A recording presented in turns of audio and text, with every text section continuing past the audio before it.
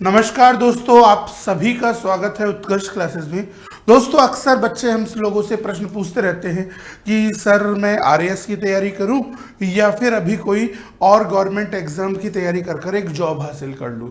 तो अक्सर बच्चों के मन में एक बहुत बड़ा विकल्प रहता है कि आरएएस की तैयारी करनी चाहिए या फिर अन्य सरकारी एग्जामों की तैयारी करनी चाहिए। और अभी दोस्तों राजस्थान में वैकेंसीज की भरमार हो चुकी है, इसीलिए ये प्रश्न और ज़्यादा प्रभावी और प्रासंगिक हो जाता है कि अभी हमें दूसरी सरकारी नौकरियों के लिए तैयारी करनी चाहिए या फिर आरएएस के लिए तैयारी करना सही रहेगा। और देखो, ये तुम तभी डिसाइड कर पाओगे जब तुम्हें पता होगा कि आरएएस की तैयारी करने के क्या फ़ायदे हैं, वर्क प्रोफाइल क्या रहती है और अन्य एग्जामों की वर्क प्रोफाइल क्या रहने वाली है, किस पोस्ट के अंदर क्या फ़ायदा है और क्या नुकसान है। तो आज के सेशन में हम एक विधिवत रूप से गणना करने वाले हैं कि आरएएस के एग्ज़ाम के बाद आपकी लाइफस्टाइल क्या रहने वाली है, क्या सैलरी होगी, क्या फ़ायदे होंगे, क्या नुकसान होंगे। और साथ ही साथ दोस्तों आज के ही सेशन में आप जानोगे कि अन्य एग्जाम जैसे कि पटवारी, एलडीसी, हमारा first grade, second grade, third grade, teachers और भी आपके असिस्टेंट प्रोफेसर के एग्जाम, इन सब में क्या फायदे नुकसान होते हैं, ताकि आप एक बेहतर निर्णय ले पाओ कि मुझे अपनी आरएएस की तैयारी पर ही फिक्स रहना है या फिर मुझे अन्य सरकारी एग्जामों की तैयारी करनी चाहिए। तो दोस्तों सबसे पहले हमारे मन का जो सबसे बड़ा प्रश्न है वो है आरएएस एग्जाम। तो पहले हम आरएएस एग्जाम के बारे में जानेंगे, फिर कुछ अन्य गवर्नमेंट एग्जाम्स के बारे में समझेंगे। तो देखो बच्चों, पहली बात तो आप सभी को पता ही होगा कि हमारे आरएएस का एग्जाम राजस्थान का सबसे बड़ा एग्जाम है। तो देखो, जो राजस्थान का सबसे बड़ा एग्जाम है उसके अंदर फायदे भी सबसे बड़े होंगे, पर सिंपल सी बात है, जो फायदे लेकर आता है वो जिम्मेदारियां भी लेकर आता है। तो सिंपल सी बात है कि फायदे तो हैं पर जिम्मेदारियां भी हैं। अब जिम्मेदारियों के सापेक्ष इसके फायदे सही है या कम है वो हमें थोड़ा गणना करनी होगी। तो देखो, सबसे पहले आप आरएएस के एग्जाम में प्रीलिम्स का एग्जाम पास करोगे जो कि अभी होने वाला है 2 फरवरी को। फिर आपका लगभग 4 से 6 महीने के अंदर मेंस का एग्जाम होगा। फिर लगभग 6 महीने के अंदर आपका इंटरव्यू होगा। तो ये सारा प्रोसेस आपका चलने वाला है। तो लगभग हम लोग कह सकते हैं कि 1 साल का टाइम तो इसमें लगेगा। और फिर उसके बाद में 6 महीने आपके रिजल्ट के मान लो। फिर उसके बाद में कम से कम 3 महीने आपके पोस्टिंग के मान लो, ट्रेनिंग चालू होने के मान लो। तो ओवरऑल आपका लगभग आप मान सकते हो 21 महीने यहाँ पर हमारे इस पूरे एग्जाम्स के प्रोसेस में लग सकते हैं। और ये 24 महीने भी हो सकते हैं, कोई बड़ी बात नहीं, 2-3 महीने बढ़ सकते हैं। तो ये सारी चीज़ें होंगी। उसके बाद में बच्चों जब ये पूरा प्रोसेस कंप्लीट हो जाएगा तो उसके बाद में आपकी ट्रेनिंग चालू होती है जिसे प्रोबेशन पीरियड कहते हैं। तो ट्रेनिंग आपके चालू होगी और वहीं से आपका प्रोबेशन पीरियड यहाँ पर स्टार्ट हो जाने वाला है। और ये हमारे राजस्थान में लगभग 2 साल का होता है और इसी के अंदर ट्रेनिंग पीरियड भी इंक्लूड रहता है। हाँ, हालांकि अगर आपने आरपीएस ज्वाइन किया है, आपको आरपीएस मिला है, तो ट्रेनिंग का ड्यूरेशन थोड़ा बढ़ जाता है। और इसके अंदर आपको सैलरी कम मिलती है। माना कि हमारी आरएएस की जो जॉब है वो L14 की है, तो जो पे ग्रेड यहाँ पर रहता है आरएएस का वो L14 रहता है। परंतु ट्रेनिंग के दौरान भी एचआरए वगैरह को मिला लिया जाए तो लगभग आपकी सैलरी 32 से लेकर 35-38 हज़ार तक रह सकती है, 40 तक भी हो सकती है। वो डिपेंड करेगा कि कहाँ पर कितना एचआरए है, कहाँ कितने अलाउंसेस हैं, उन सब चीज़ों पर निर्भर करेगा। और इसके बाद में आपकी जो फुल सैलरी होगी वो प्रोबेशन पीरियड खत्म होने के बाद में ही आपकी होगी। अब देखिए दोस्तों, इसके अंदर फायदे बहुत हैं। फायदे क्या है आरएएस एग्जाम के? अगर मैं आरएएस एग्जाम के फायदों की बात करूं, यानी कि आरएएस एग्जाम के लाभ की अगर मैं बात करूं तो बहुत सारे लाभ हैं। पहली बात तो आरएएस का जो एग्जाम है वो सिर्फ आरएएस का नहीं होता। आरएएस के अंदर 30 सेवाएं होती हैं, 29 सेवाओं के लिए आप एक ही एग्जाम यहां पर देते हो। और ये जो 30 सेवाएं हैं इसमें से 15 आपकी राज्य सेवाएं होती हैं और 15 जो पोस्टें होती हैं हमारी उन्हें अधीनस्थ सेवा कहा जाता है, यानी कि वो अधिकारी जो कि राज्य सेवाओं के अंतर्गत आते हैं, यानी कि राज्य सेवाओं की हेल्प करेंगे। जैसे कि राज्य सेवा मान लो हमारी है ACTO, assistant commercial tax officer, तो इसका अधीनस्थ सेवा होगा JCTO, junior commercial tax officer. तो इस तरीके से आपके पोस्टें हुआ करती हैं। परंतु इन 30 सेवाओं में से भी लोगों की पसंदीदा सेवाएं कुछ ही हैं। जैसे कि एक तो लोग RAS बनना चाहते हैं, जिसमें आपको SDM का पद मिलता है, आप सब डिविजनल मजिस्ट्रेट बनते हो, यानी कि कलेक्टर के बाद सेकंड लाइन इन कमांड बनते हो लॉ एंड ऑर्डर में।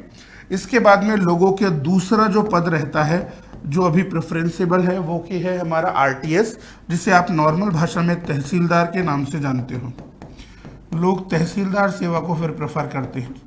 उसके बाद में लोग RPS बनना चाहते हैं, जिसके पद को आप DYSP, deputy superintendent of police के नाम से जानते हो। इसके बाद में हमारी एक पोस्ट आती है RTO, जो कि परिवहन सेवा है। इसके पद हर साल नहीं निकलते हैं। अभी जो भर्ती आई है 2024 में, उसमें इसका एक पद है। बहुत कम पोस्ट निकलती है, बट अच्छी पोस्ट है। लगभग 3-4 साल में एक बार ये निकलती है, 3-4 बार में एक बार निकलती है। और इसके बाद में फिर आपके अन्य पोस्टें आती हैं। पर मुख्यतः लोगों के मन में ये रहता है कि इन 4 में से कोई मिल जाए। और ये जो पोस्टें होती है लगभग 50 रैंक के आसपास, ज़्यादा से ज़्यादा 100 रैंक तक ख़त्म हो जाती है। उसके बाद में जो सेवाएं मिलेंगी वो होंगी JCTO, ACTO, आपके BDO, WCD के अंदर, वीमेंस एंड चाइल्ड डेवलपमेंट के अंदर, ऐसे कई प्रकार की सेवाएं होंगी। तो मुख्य जो 4 है वो तो इन्हीं सेवाओं का है। पर इनमें से जो सबसे अच्छी सेवा है वो है अपनी RAS, जो कि केवल टॉप 50 या टॉप 60 लोगों को मिलेगी एज ए अनरिजर्व कैटेगरी और जनरल कैटेगरी। पर देखिए बच्चों, ये SDM की जो सेवा है इसके फायदे बहुत है। इसका सबसे अच्छा फायदा है कि आप विभिन्न क्षेत्रों में काम कर सकते हो। आपका ज्यूरिसडिक्शन बहुत ज़्यादा बड़ा होता है, आपका क्षेत्राधिकार बहुत ज़्यादा बड़ा होगा। आप लॉ एंड ऑर्डर से लेकर मजिस्ट्रियल वर्क भी कर सकते हो, आप रेवेन्यू वाले काम भी कर सकते हो, आप शिक्षा विभाग में भी काम कर सकते हो, आप स्वास्थ्य सेवाओं में भी काम कर सकते हो। इवन जो भी फील्ड है आपका इलेक्शन से लेकर हर क्षेत्र का, वो आपके कार्य क्षेत्र में आ सकता है। तो हकीकत में जो पब्लिक डीलिंग की पावर है, जो मान और प्रतिष्ठा आपको चाहिए, वो SDM के पद में आपको मिलने वाली है। पर ध्यान रखिएगा, SDM के पद में भी ये सारी प्रतिभाएं और ये जो सारी प्रतिष्ठा है जगह पर निर्भर करती है। यानी कि आप किस जिले में पोस्टेड हो, आपका ब्लॉक कौन सा है, वहां पर राजनीतिक और प्रशासनिक वर्ग का ताना बाना क्या है, इन सब चीज़ों पर ये निर्भर करेगा। परंतु फिर भी जो सबसे अच्छी पोस्ट कही जाएगी वो हमारे RAS की पोस्ट कही जाएगी, जिसके नाम से एग्ज़ाम जाना जाता है। पर ये 30 सेवाओं के लिए होता है। पर इसके कुछ ड्रॉबैक भी है। इसके अगर मैं हानियों की बात करूं तो हानियां भी कुछ है इस पोस्ट की। हानियां क्या है इस पोस्ट की? जैसे कि पॉलिटिकल प्रेशर बहुत रहता है, क्योंकि ये जॉब ऐसी है कि अगर आप कोई कच्चे दिमाग का या फिर कमज़ोर दिल का व्यक्ति है जो पॉलिटिकल प्रेशर नहीं झेल सकता, तो उसके लिए इस पोस्ट पर बने रहना गले में फंसी हुई हड्डी की तरह होगा, जो ना उगल पाएगा, जो ना कि निगल पाएगा। तो पॉलिटिकल प्रेशर बहुत रहता है। वर्कलोड इसका बहुत ज़्यादा है। आपके कोई वर्किंग आवर्स नहीं होने वाले हैं RAS की जॉब के। हो सकता है कि आपको लगातार 36-36 घंटे काम करना पड़े। तो ये सारी चीज़ें होंगी। और साथ ही साथ यहाँ पर मानव संसाधन की भी समस्या आती है, क्योंकि आपके जो सबऑर्डिनेट हैं वो आपकी कम उम्र या फिर कम एक्सपीरियंस की वजह से आपको बाधा में डाल सकते हैं। तो ह्यूमन रिसोर्स मैनेजमेंट की भी समस्या आती है। और सरकारी तंत्र में लोगों से काम करवाना अपने आप में एक हरक्यूलियन टास्क हो जाता है, जिसे आसानी से आप लोग नहीं कर पाओगे। तो ये चीज़ें हो सकती है। परंतु अगर आप एक दृढ़ निश्चयी व्यक्ति हो और आप स्ट्रीट स्मार्ट हो, यानी कि किसी भी प्रकार की परिस्थिति में आप कार्य कर सकते हो, तो RAS की जॉब आपके लिए है। और मान और प्रतिष्ठा के साथ साथ में आपका काफी ज्यादा सामर्थ्य भी यहाँ पर बढ़ सकता है। आपको पूरे के पूरे प्रशासनिक तंत्र को बहुत करीब से देखने में मदद करेगा, जो ना सिर्फ आपकी सरकारी जॉब बल्कि आपके किसी भी प्रकार के सामाजिक, आर्थिक या फिर पारिवारिक निर्णय लेने में भी आपको बहुत मदद करेगा। तो इस तरीके से बहुत सारे लाभों के साथ में कुछ हानियां भी हैं जो कि आरएएस के एग्जाम में देखी जाती है। वहीं पर अगर हम बात करें दोस्तों अदर एग्जाम्स की, अदर गवर्नमेंट एग्जाम की अगर हम बात करते हैं तो हमारे जो अदर गवर्नमेंट एग्जाम है इनमें कई सारे विकल्प हमें देखने को मिलते हैं। जैसे कि कुछ लोग पटवारी बनना चाह रहे हैं, कुछ लोग एलडीसी में जाना चाह रहे हैं, कुछ लोग शिक्षक बनना चाह रहे हैं, कुछ लोग हो सकता है कंप्यूटर असिस्टेंट यानी कि संगणक की तैयारी कर रहे हैं, कुछ लोग आपके हो सकता है कि संगणक के साथ साथ में और भी कई प्रकार के कार्यालयी सेवाओं के संबंधित तैयारी कर रहे हैं। तो ये कुछ प्रमुख विकल्प हैं जो राजस्थान के बच्चे के सामने हमेशा रहते हैं। देखो बच्चों, इन सब क्षेत्रों का ड्रॉबैक और फायदा ये है कि सीमित क्षेत्र में ही आप काम करते हो। यानी कि अगर आप पटवारी हो तो आप केवल रेवेन्यू के वर्ल्ड में काम करोगे, अगर आप एलडीसी हो तो आप क्लर्क और बाबू की तरह काम करोगे, शिक्षक हो तो अपने विषय पर काम करोगे, संगणक हो तो केवल कंप्यूटर की नॉलेज होगी। तो ऐसे कुछ विशिष्ट क्षेत्र में ही आप काम करते हो, और जैसे ही विशिष्ट क्षेत्र में आप काम करते हो तो आपके कार्य करने की क्षमता और सीखने का तरीका भी थोड़ा कम हो जाता है। साथ ही साथ आपकी जो एफिशिएंसी है वो भी सीमित हो जाती है और पब्लिक डीलिंग कम हो जाती है। अब पब्लिक डीलिंग कम होगी तो लोगों को आपसे कम काम पड़ेगा, और अगर पब्लिक डीलिंग कम है, लोगों को आपसे कम काम पड़ रहा है, तो लोग थोड़े से स्वार्थी हैं, तो इसीलिए आपकी प्रतिष्ठा भी थोड़ी सी कम होगी। तो रेस्पेक्ट भी यहाँ पर आपके पास कम होने वाली है। साथ साथ यहाँ पर आपके पास सैलरी कम होने वाली है, तो आपकी सैलरी भी कम होगी, आपके रिसोर्सेज भी कम होंगे। बट अच्छी बात यह है यहाँ पर आपका वर्कलोड कम है, आप शांति से 9 to 5 की जॉब कर सकते हो, और कई लोग तो सुबह 10-11 बजे जाते हैं और शाम को 6 बजे घर आ जाते हैं। तो वर्कलोड बहुत कम है, लाइफ को एंजॉय आप कर सकते हो। आप अपनी पूरी लाइफ, पूरी नाते रिश्तेदारी निभाकर, जगह जगह शादियों में जाकर, ज्ञानबाजी कर कर मजे से बिता सकते हो। कोई समस्या यहाँ पर नहीं है।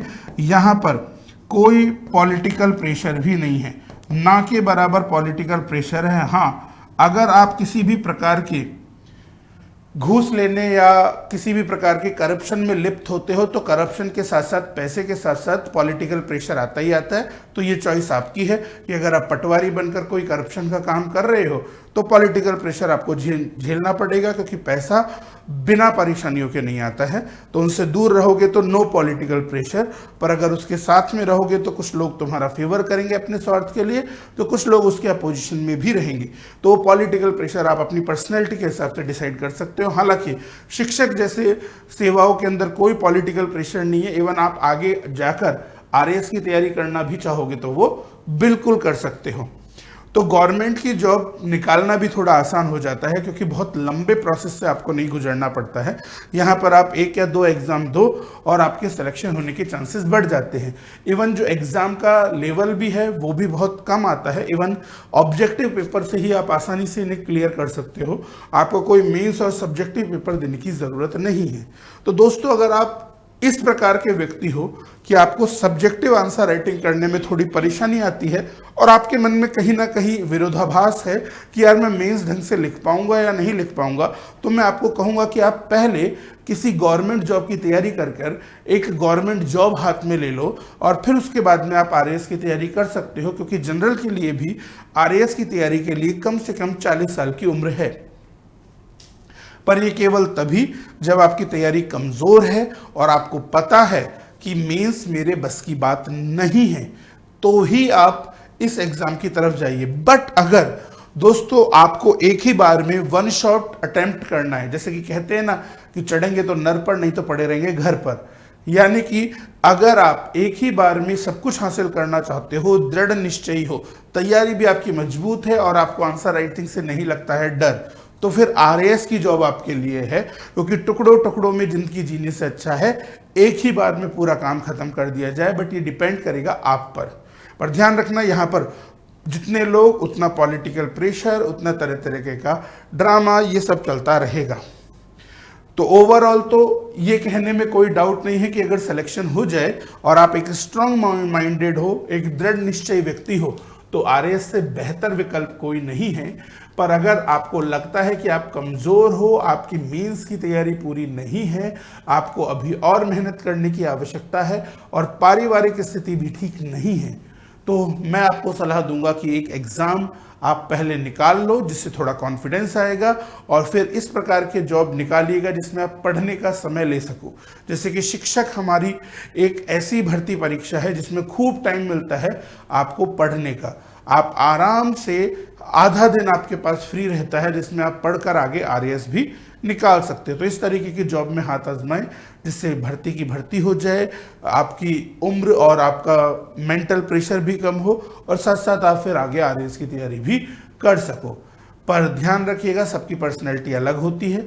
नो डाउट आरएएस में फ़ायदे ज़्यादा हैं पर थोड़ी टेंशन भी ज़्यादा है, और बाकियों में फ़ायदे कम हैं तो उसी के कॉरस्पॉन्डिंग सैलरी और टेंशन भी थोड़ी कम है।